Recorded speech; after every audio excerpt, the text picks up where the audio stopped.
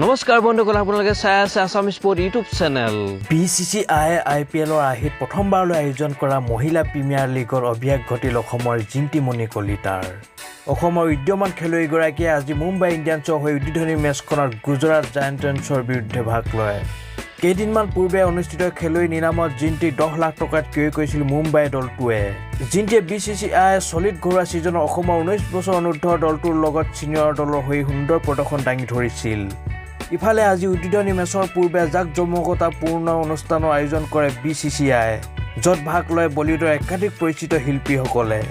আজি মেচখনত জিtumoni কলিতাই যদিও বেটিং কৰিবলৈ সুবিধা লাভ নকৰিলে, কিন্তু বলিঙত তেওঁ সুন্দৰ খেল প্ৰদৰ্শন কৰে। যদিও তাই উইকেট ল'বলৈ সক্ষম নহ'ল, 2 অভাৰ বলিং কৰি 12 ৰান খৰচ কৰি মুম্বাই ইণ্ডিয়ানছৰ বিজয়ত গুৰুত্বপূৰ্ণ ভূমিকা পালন কৰে। বন্ধুসকল, ভিডিঅ' চাই কেনে পালে? যদি ভাল পালে লাইক শ্বেয়াৰ কৰিব। অনাগত দিনসমূহত খেল জগতৰ বিভিন্ন বাতৰি মই লৈ আহিবলৈ চেষ্টা কৰিম। তেতিয়ালৈ ধন্যবাদ। জয় অসম।